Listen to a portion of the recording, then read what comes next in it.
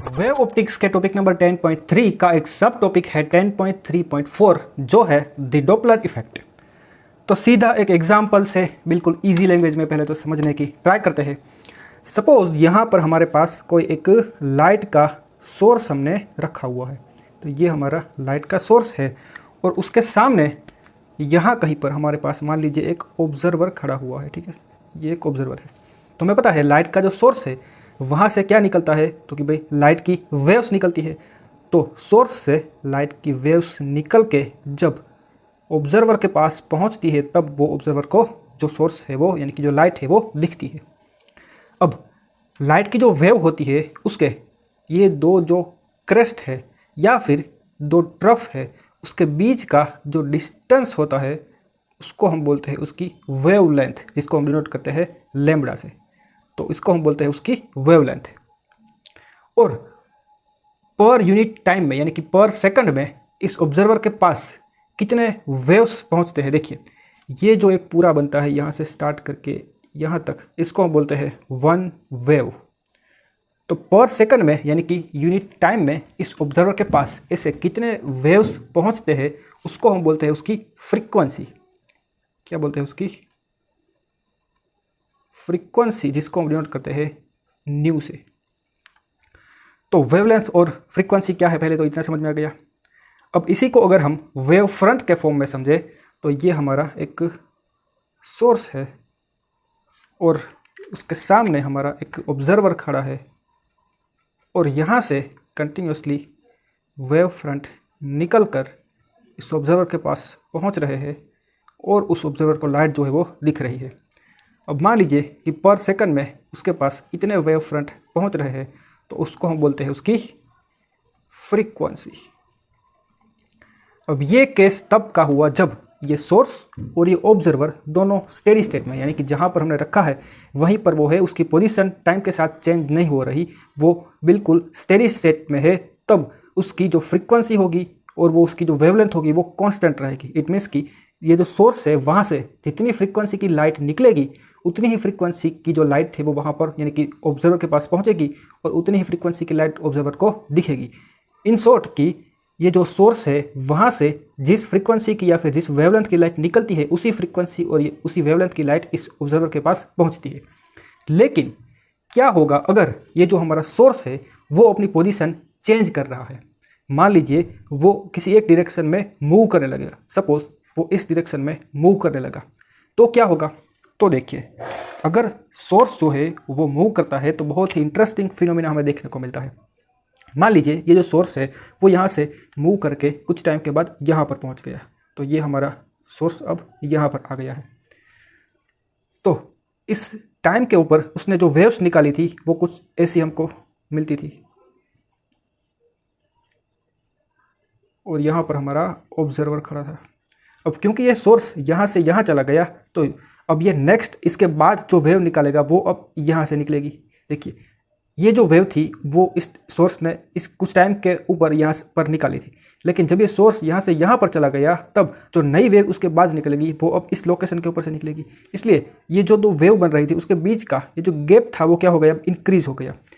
यहाँ पर सारे वेव फ्रंट के बीच का जो गैप है वो इससे कम है, लेकिन क्योंकि ये सोर्स आगे चला गया, इससे आगे चला गया, इसलिए ये जो नया वेव फ्रंट बना और जो पुराना वेव फ्रंट था उसके बीच का जो गैप है वो क्या हो गया, इंक्रीज हो गया।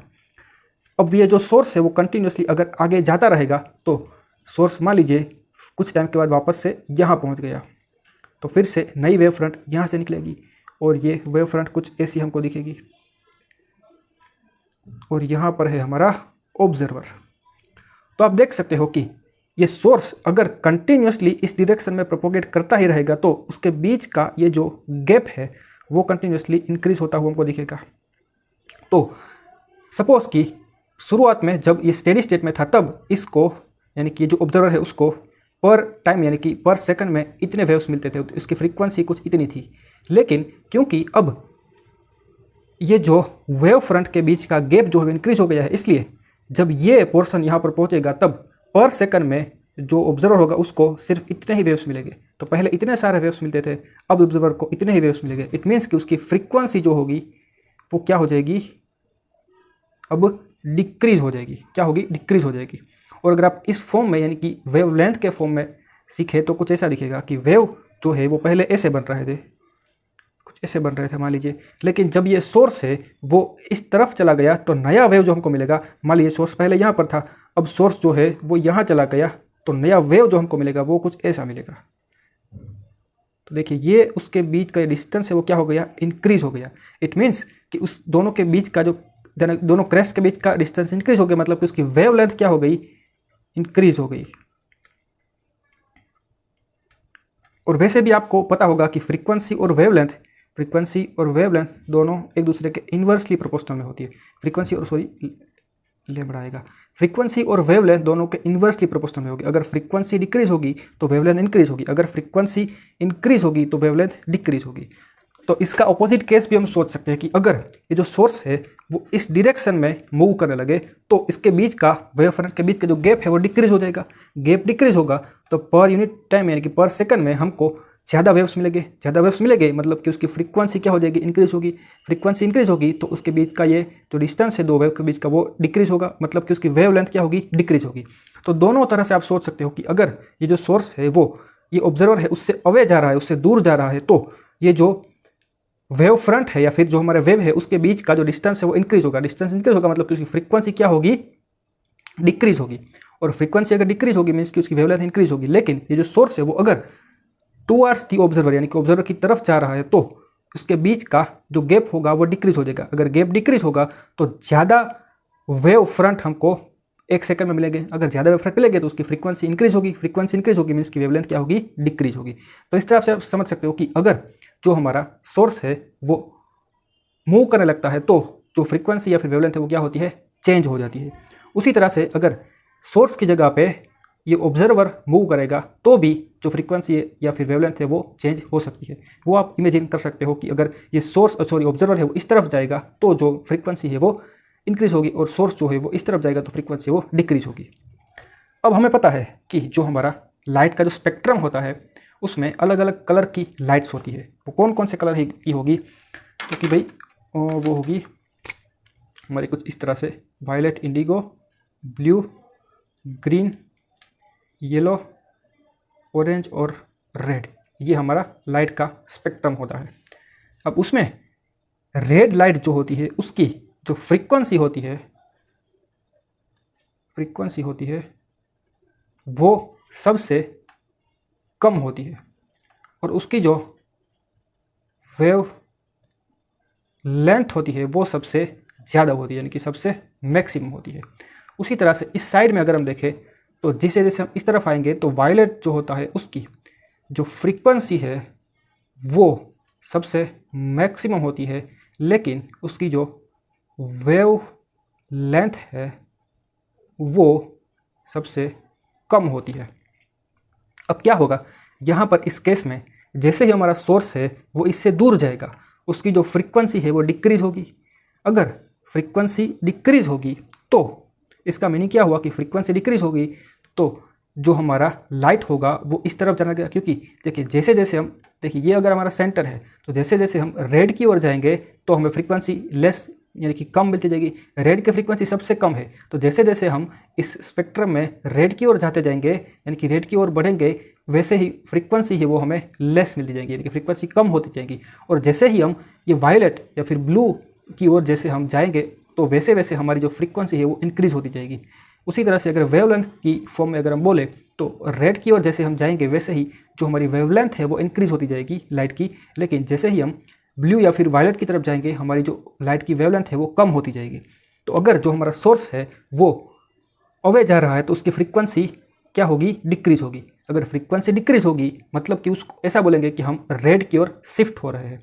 तो अगर जो हमारा सोर्स है उसकी फ्रीक्वेंसी डिक्रीज होती है तो उसको हम बोलेंगे कि वो रेड की ओर शिफ्ट हो रहा है, क्योंकि उसकी फ्रीक्वेंसी क्या होती है, कम होती है। तो उसको हम बोलेंगे रेड शिफ्ट।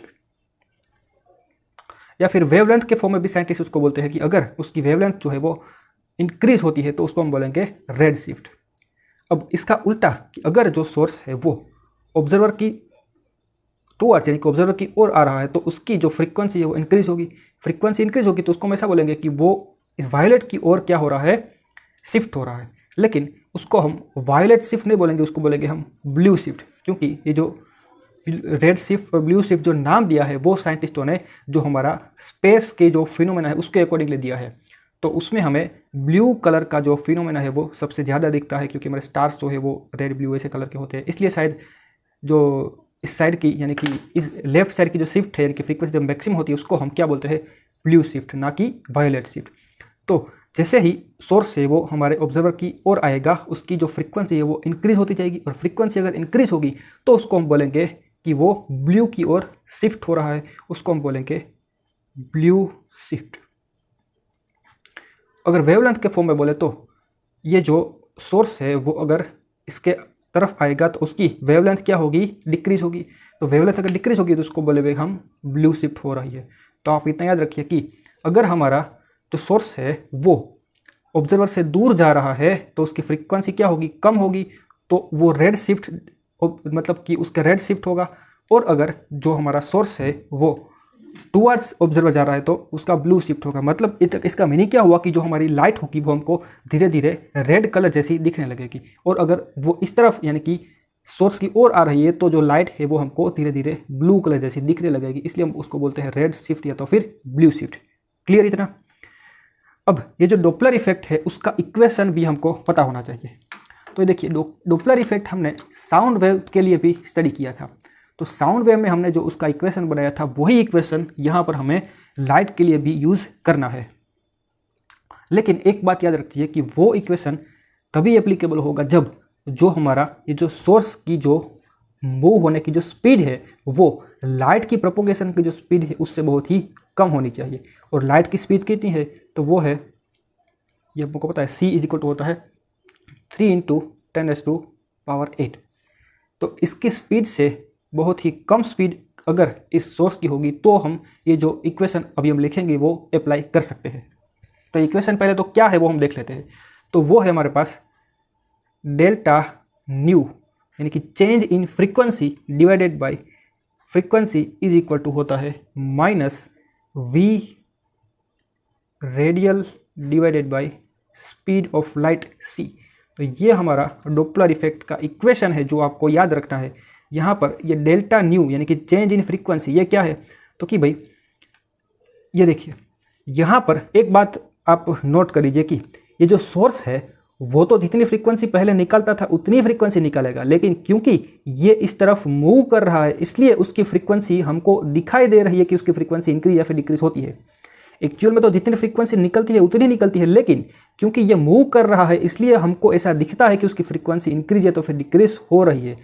इसलिए ये चेंज इन फ्रीक्वेंसी क्या है, क्योंकि भाई जितनी फ्रीक्वेंसी इस ऑब्जर्वर को दिखती है वो और जितनी फ्रीक्वेंसी ये सोर्स ने निकाली है दोनों के बीच का जो यानी कि दोनों का जो उसके बीच का क्या बोलते हैं, उसके बीच का जो डिफरेंस है उसको हम बोलेंगे डेल्टा वी। इट मीन्स कि जो फ्रीक्वेंसी इस सोर्स की थी उसके कंपैरिजन में ये वो फ्रीक्वेंसी जो इस ऑब्जर्वर को दिखती है वो कितनी ज़्यादा या कम है, वो दोनों का अगर हम सब्ट्रैक्शन करें तो हमको ये मिल जाएगा डेल्टा वी यानी कि change in frequency divided bye जो ओरिजिनल फ्रीक्वेंसी जो ये सोर्स निकाल रहा था इज इक्वल टू होता है माइनस वी रेडियल। ये वी रेडियल बेसिकली क्या है, तो ये जो हमारा सोर्स है उसकी रिलेटिव वेलोसिटी यानी कि इस हमारे ऑब्जर्वर के कंपैरिजन में ये जो सोर्स है वो कितनी वेलोसिटी से अवे या तो फिर कितनी वेलोसिटी से उसके टुवर्ड्स जा रहा है।